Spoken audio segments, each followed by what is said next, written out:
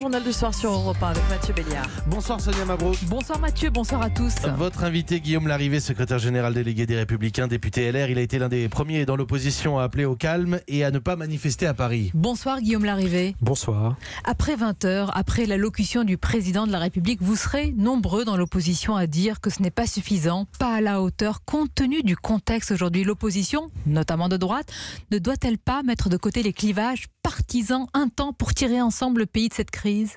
D'abord, moi je ne sais pas ce que je dirais après 20h. Je déteste les réactions de petits perroquets qui répètent toujours les mêmes éléments de langage. C'est pas le genre de la maison. Non.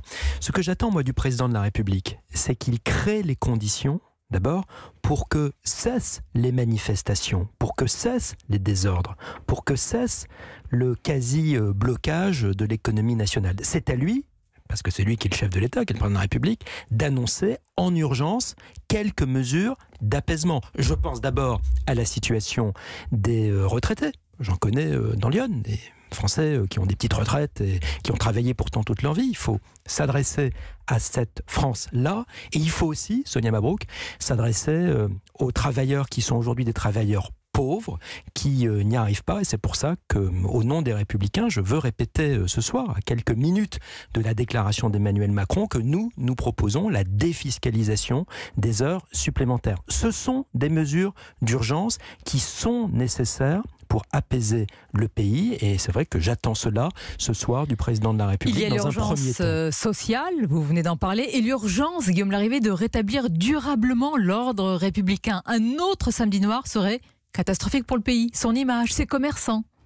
Je pense que, à l'évidence, l'intérêt de la France, ça n'est pas d'enchaîner des jours et des jours, des semaines et des semaines de protestation. C'est pour ça qu'il faut une vraie réponse dans le cadre des institutions de la République. Et je veux aussi dire ce soir à votre antenne que si le président de la République ce soir annonce une sorte de concertation, il ne faut pas que ce soit une vraie fausse concertation consistant, pardonnez-moi, à faire du blabla pendant des semaines, pendant des mois.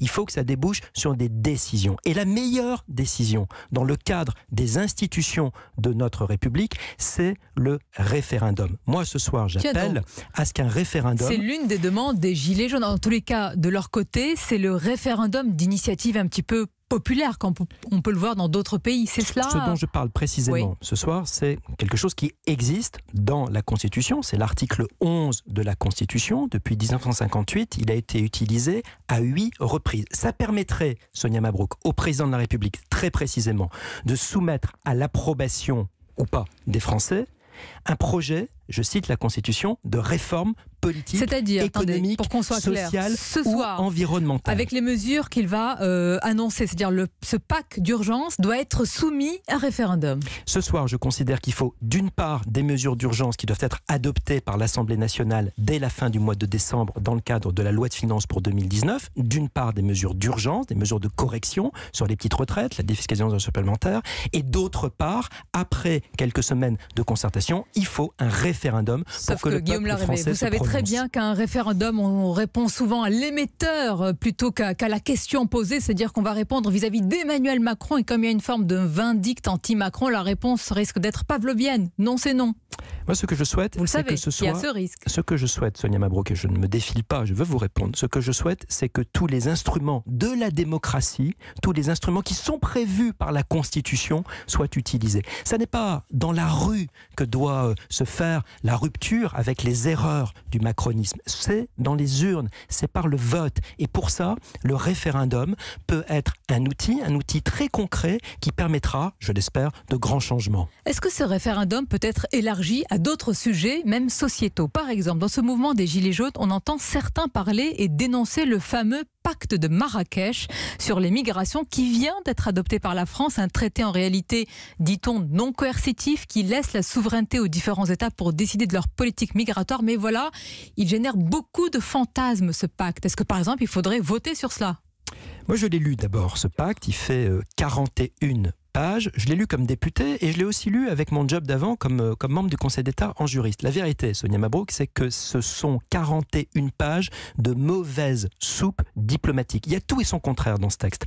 Et dans ce mélange de dispositions, il y a des choses très dangereuses du point de vue de l'intérêt national. Très concrètement. Dangereuses, dites-vous? Oui, très concrètement, ce pacte, il appelle, c'est marqué de manière très claire. Il appelle à faciliter les procédures de regroupement familial. Il appelle à faciliter les filières de migration. Moi, je ne suis pas favorable à cela parce que je pense que l'intérêt de la France, c'est d'organiser. Mais si c'est non coercitif, alors ça veut dire qu'on reste souverain sur les décisions et notre politique migratoire. Moi, je n'accepte pas cet argument parce que ceux qui disent que, au fond, c'est pas contraignant, c'est juridiquement non contraignant. D'abord, on n'en est jamais très sûr parce que vous pouvez avoir un juge qui, à un moment, décide de donner une force juridique à un texte qui, initialement, appartenait à ce qu'on appelle de la soft law. Je ne veux pas être trop technique, mais enfin, on a déjà eu des exemples comme ça. Et puis surtout, c'est un objectif politique. Et l'objectif de faciliter le regroupement familial, moi, je ne le partage pas. Un autre point, dans le pacte de Marrakech, il est marqué qu'il faut, je cite, respecter les cultures d'origine. Pardon, mais par exemple, moi, je défends les droits des femmes. S'il y a des cultures d'origine qui sont pour l'excision, par exemple, moi, je ne souhaite évidemment pas qu'on respecte cela. Je souhaite qu'on fasse valoir la loi de la France. Je reviens à ma question en vous demandant, à partir du mouvement des Gilets jaunes, justement, cette dénonciation du pacte de Marrakech, est-ce que ça veut dire qu'il n'y a pas que des revendications sociales? Est-ce que ça veut dire qu'il y a des revendications davantage identitaires?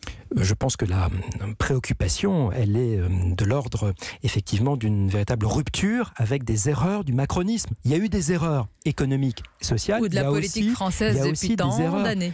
Oui, en partie, mais en l'occurrence sur la politique d'immigration, pardon, c'est vrai qu'il y a un choix qui est fait depuis 18 mois par Emmanuel Macron, qui est plutôt d'augmenter les flux. Du président Guillaume Larrivé, vous avez publié un livre récemment intitulé « Le coup d'État Macron, le prince contre la nation ». Le coup d'État Macron. Est-ce que, avec ce titre, évidemment ce n'est qu'un titre, il faut lire le livre qui est plus argumenté, est-ce que vous nourrissez pas quand même un débat en illégitimité du président de la République? Le coup d'État Macron. Non, Emmanuel Macron est évidemment un président légal, ça ne m'a pas échappé, il a été élu président de la République française, mais ce que je pointe dans ce livre, c'est qu'il a été élu profondément par une minorité de Français. Et il a cru qu'il était investi de 100% des pouvoirs par 100% des Français. Ce qui n'est pas vrai. Vous savez que c'est le risque de tous les prochains présidents d'être élus par une minorité. Hein. Oui, ça peut vous arriver à vous quand vous allez présenter un candidat. En l'occurrence, dans la France de 2018. Morcelée.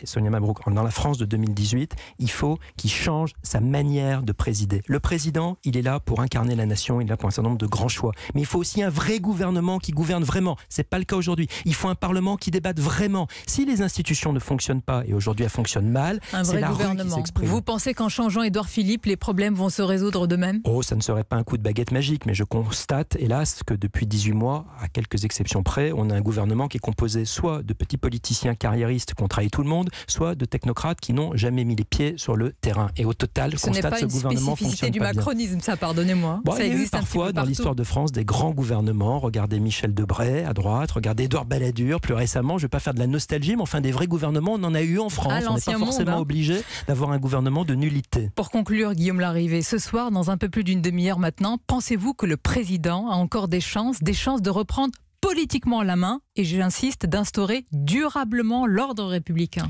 Moi, je ne crois pas qu'une intervention présidentielle change tout par magie. Encore une fois, il faut qu'il crée les conditions de l'apaisement, mais il faut qu'il accepte de redonner la parole au peuple français. Il doit, en réalité, vérifier sa légitimité. C'est pour ça que ce soir, je l'appelle à convoquer le peuple français dans un référendum. Vous l'appelez à convoquer le peuple français, mais vous l'appelez aussi au calme, comme l'a rappelé tout à l'heure Mathieu Billard. Vous avez été l'un des premiers dans l'opposition à réagir sur les réseaux sociaux avec un message très repris. Je le dis comme secrétaire général délégué des Républicains, nous sommes évidemment un parti républicain, démocrate. C'est dans le cadre de nos institutions, c'est pas dans la rue que doit se jouer la rupture avec le macronisme. Merci Guillaume Larrivé d'avoir été l'invité d'Europe 1 ce soir.